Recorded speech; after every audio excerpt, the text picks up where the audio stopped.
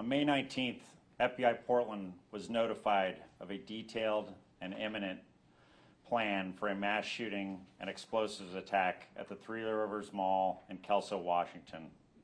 Working with our partners, we immediately began to identify the suspect behind the threat. The subject was identified the next day, May 20th, as a juvenile Columbia County resident. On May 22nd, FBI Portland SWAT made contact with the subject at their residence and handed the property over to a federal search warrant team. Later that day, the subject was arrested by local authorities. I'd like to point out a few facts about this case. The subject had been planning a mass casualty event at the Kelso Mall since early this year. They had very detailed plans, as well as an intent and means to carry out their plan. The plan included a map of the mall, a route the shooter would follow, a plan to use an improvised explosive device known as a chlorine bomb to cause panic and then shoot mall patrons in the mall, as well as those exiting the movie theater, before ultimately committing suicide. The suicide location was also mapped out and planned. The plans included precise details, including annotated schematics, a clear route to follow, weapons to be used, and a wardrobe to wear. An alarming number of indicators of a cogent path to violence were met. At no point in this plan did it appear that the suspect would not follow through. Suspect pledged allegiance to several online nihilistic violent extremist groups and ideologies. So what are the takeaways here? I know we sound repetitive, but if you see something, say something. We were able to prevent this because we were informed of it. This case had all the classic indicators, such as leakage.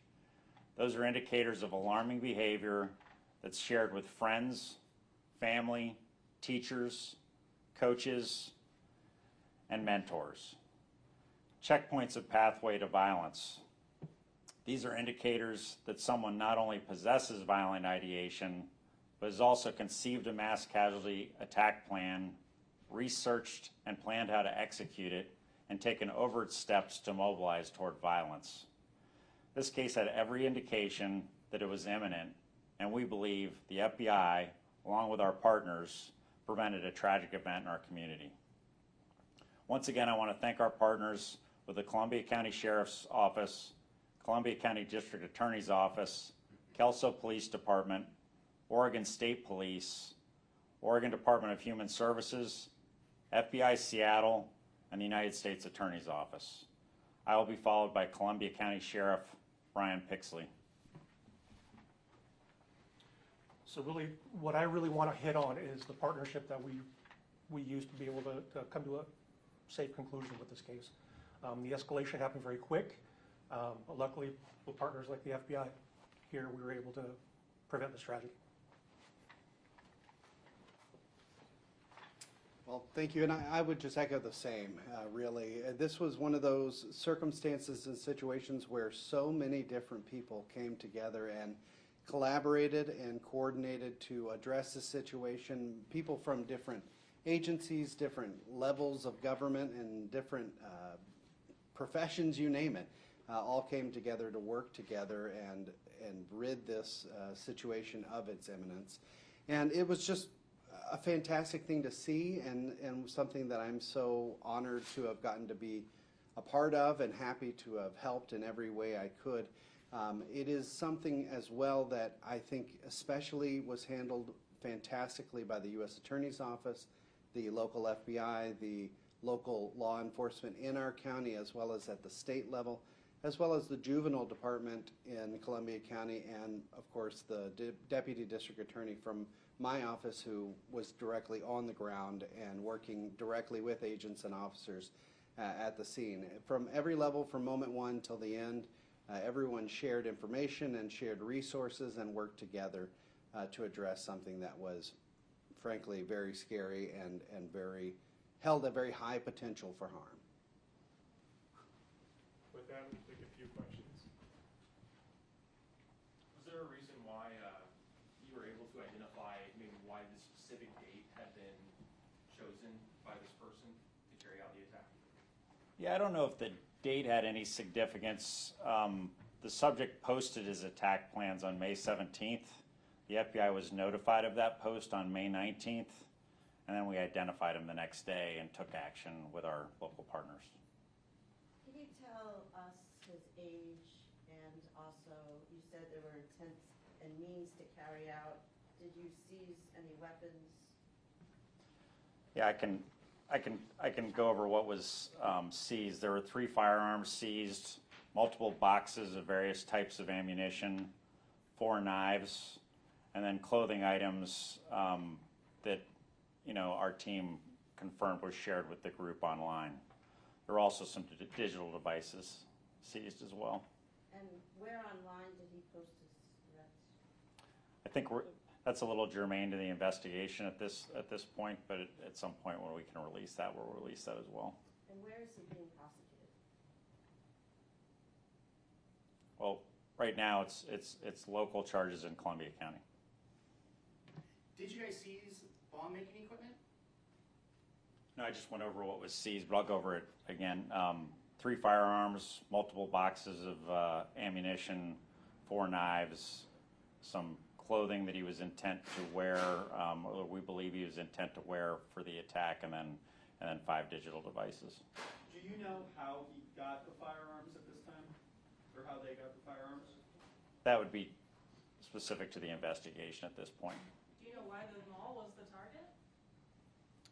I don't, other than it's in relative close proximity to Columbia County. Is there any idea at this time that it was maybe religious or racial motivations? We as part of that? have no indications of that. Will he be prosecuted as an adult in Columbia County, and what's his age?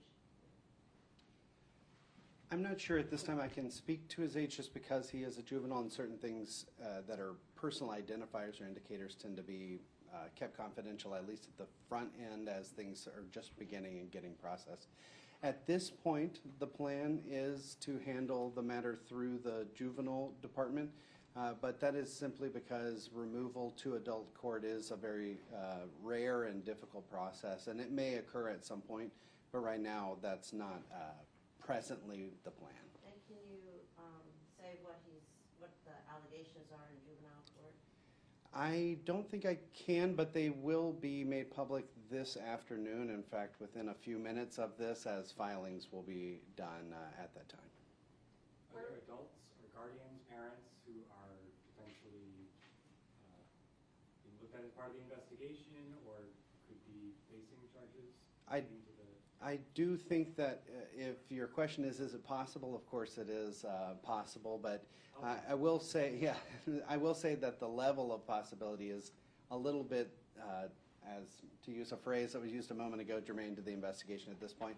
I will say that, of course, there are various aspects of this matter that are still being investigated. This all happened very quickly, and so, of course, additional information may come and develop as it does, and steps will be taken based on that information. Was the juvenile a student in Columbia County currently? Yes, I don't know necessarily that where, if he was being homeschooled or within the public school system at this time. I know that there have been some changes to his schooling just in the last few months, so that's why I'm a little unclear. But yes, he is a student age person within Columbia Can you County. say high school, middle school, age? Honestly, I don't know. Well, I do know age, but I mentioned earlier that's getting into a little bit more specifics about identifiers. But as far as where school, again, that's been changing, and I'm not sure at this time. Where was he arrested? At his home. Oh, How was the FBI notified of the plans? We received a tip that there was information on an online chat platform, and then we were drawn to that threat information, and we were able to identify the subject through that. What kind of firearms were seized? I don't have the specifics on the firearms with me, but we can provide that to you afterwards. You referenced seeing something, saying something. Was that tip from family, teachers? Was it somebody online that saw that and reported it to the FBI? Yeah, I can't comment on exactly where the information came from, but one of the reasons we invited everybody here today and we wanted to talk about this is this is a great example of what we can do to protect the community when we partner with our local and state partners. And even though we're dealing with a minor in this case, I just think it shows that these threats are real. They're very much going on, and your law enforcement is working very, very hard to protect the community from these types of threats. So I think this is a great example of that team working together to eliminate what I believe was something that was imminent, that was going to happen. How common is it for you to see this intense of a threat in our region from a minor?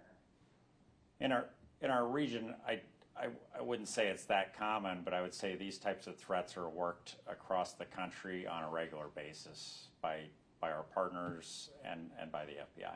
Is it typical someone would post a detailed threat before carrying it out, like on a group chat?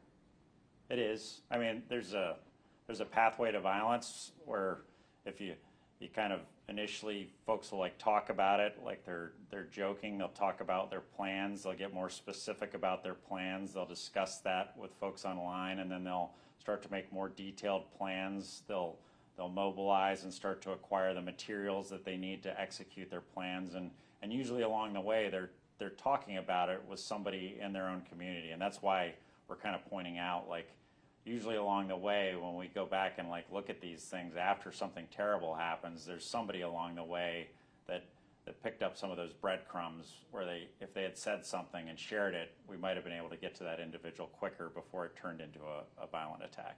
Last question. Was the group chat just limited to local Columbia County community, or was this like a national group chat? I'd say it was broader than the community, but that's still part of the ongoing investigation. Thank you. Thank you.